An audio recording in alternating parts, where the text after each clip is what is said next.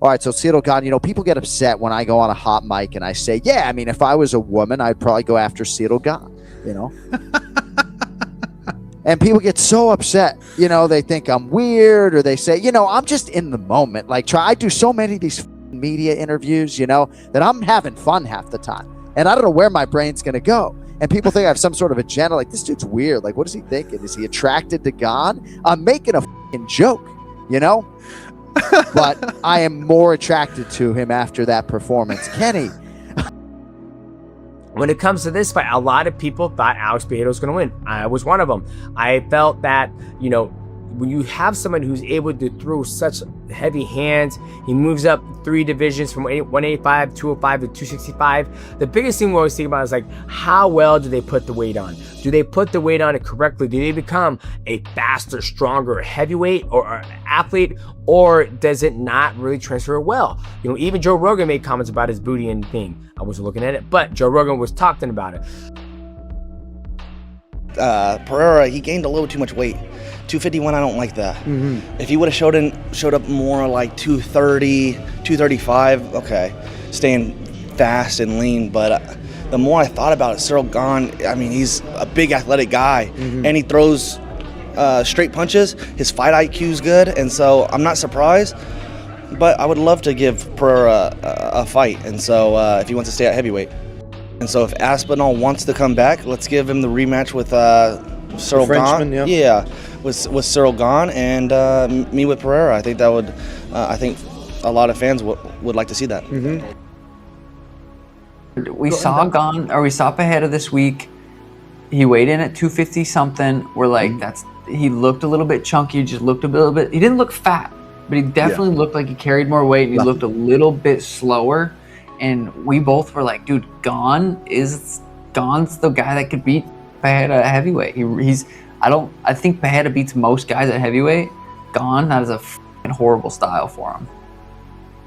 A bloated version of a heavyweight is different than a guy who's walking around at that weight and has been doing so for a long time. There's a reason why John Jones took so much time before he moved up to heavyweight. Like, he took a lot of time to not only to put on the weight, but to get his body used to moving at that weight. These are two very different things.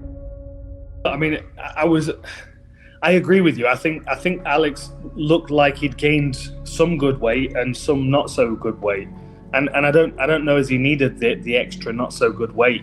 You know, like especially like when he was throwing his kicks, they were quite like, you remember when he fought Yuri Prochazka, he did that switch lead high kick.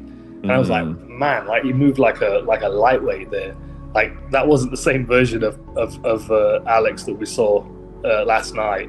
He looked a lot more kind of labored in his movements, particularly his kicking, particularly his lower body. I mean, you know, he's still got that good pressure, that good like slip counter head movement. Even when he was really hurt, there were a couple of moments where he was able to get his head off the center line and throw counters. I think he's an excellent fighter. I think he could have probably been 10 pounds, 15 pounds lighter and felt a lot better in there and still been just as effective. Now, look, Alex Pereira dared to dream. Cyril Gane's a legitimate heavyweight. He's not a guy that fought at 185 pounds. He's a legitimate heavyweight, and not just a legitimate heavyweight, one of the most mobile, agile, and athletic heavyweights we've ever seen with elite striking skills. Cyril Gane, a proper heavyweight, know what I mean? Very impressive. Cyril versus Tom now is going to be an even bigger fight that he's got the interim title. Brilliant fight by Cyril Gane. I need to watch this replay though. I think, did he drop him with a jab? Sure he did, a stiff jab, stepped in. As Pereira was stepping in, was proper stiff jab. That's the difference with fighting at light heavyweight and heavyweight, lad. They're naughty shots, them, you know. Especially from a big ass heavyweight like Cyril Gane. They're big punches to be taken, lad. The one thing that one of the things that Pereira has problem with is people that can fight southpaw and laterally move. You get what I mean? Cyril Gane can fight both ways. You know what I mean? And his movement is fast. He's a lot faster than most heavyweights are. He's quicker. He's got a fast jab, and he uses footwork to move around and close you and change the angles within the cage. Alex is a very square kickboxer, Muay Thai style fighter. Muay Thai guys that squared style. If you get a guy that can move and turn and cut angles and pivot, he's gonna get hit with some big shots, which he did. What Cyril Gane did beautifully, though, I believe, was he showed him takedowns. He showed him wrestling. And by doing that, he was able to get Pereira thinking all of his skills. We said before the fight that if Cyril showed up like he did against Tom Aspinall, Pereira would have problems. He showed up like that. Guys, many people on the inside were actually picking Cyril Gane and thought that he was a pretty big favorite. But that's not to discredit Pereira. Pereira did something that most people would not even imagine trying to do. And that's trying to become a 3-division champion. And I love him for that, man. I love that he's bold. I love that he takes chances. And I love that he gave himself a chance to be, the 1%. Pereira had some moments, he landed some good low kicks, but overall I thought Gane won the first round, and then right at the end, Pereira snuck in 2 good right hands. We could see that Pereira could take the shots, and also we could see that Gane was setting up this little takedown that he really wasn't going for, but he started going for it, and then he faked Pereira hard, man. It hurt me, man. He faked him out and caught my boy with the spear shot. He went like this, wham! Let the arrow go in his chin. And Pereira's a dog. I mean, he fought through as hard as he could, as much as he could. Good stoppage by Herb Dean, though he was on his feet, but Pereira was out cold. He didn't need to take any more damage. What a fucking fight. Pereira, Alex is still one of my favorite fighters of all time for his heart. That guy has no quit in him. You literally have to kill that guy every time he steps in that cage, and that's something very commendable. Like, man, that guy's a fucking soldier. Alex Pereira, again, he dared to be great. He went for it at a new weight, something that's never been attempted before, never even been fathomed, and he did it. So congrats to him, bro. Especially congrats to Gane, because he's the one that shut it down. Let him know what heavyweight's about. Yeah, but still, it's just good to see people attempt or achieve great things. He just didn't really seem to get going, did he, Alex? He just looked like a bit stiff and reserved from the beginning. I don't know if he was trying to feel his way into the fight or what, but he just never seemed to. He looked slow, but he's not a particularly fast light heavy.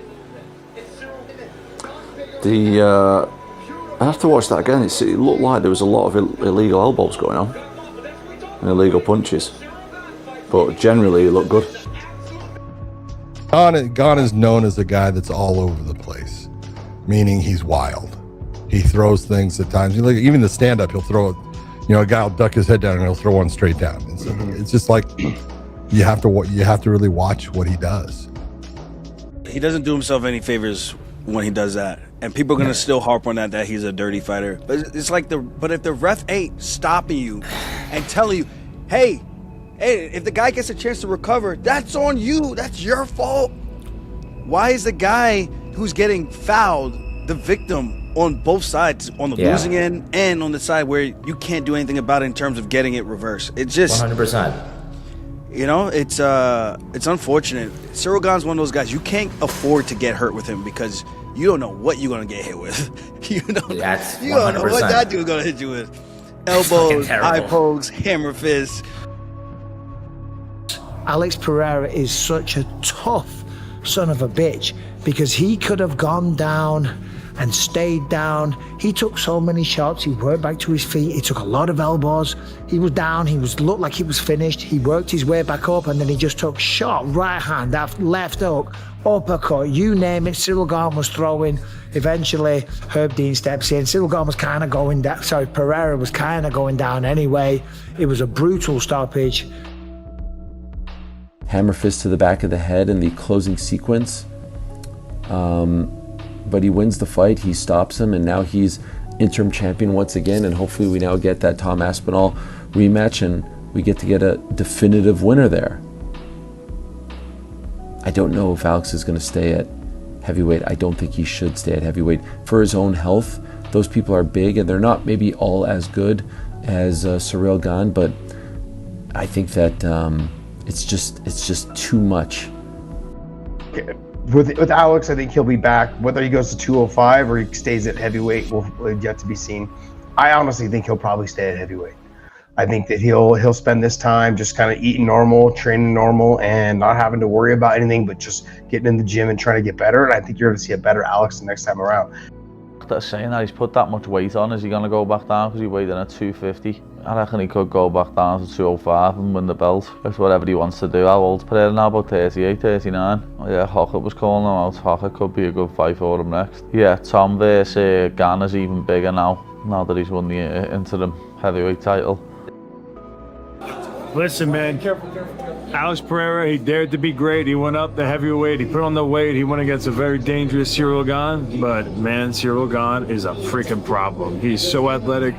You know, I thought the pressure of Pereira in that first round was going to be too much if he wasn't able to get a finish. But, man, Gane just landed such great shots and put him away, man. If you look at the stylistic matchup, it's just a problem for a guy like Pereira who's really heavy, set in his stance, and really trying to dig in on those shots. You get a guy who's a little bit more fluid, more bouncy, kind of like an Aspinall, a Cyril Gane.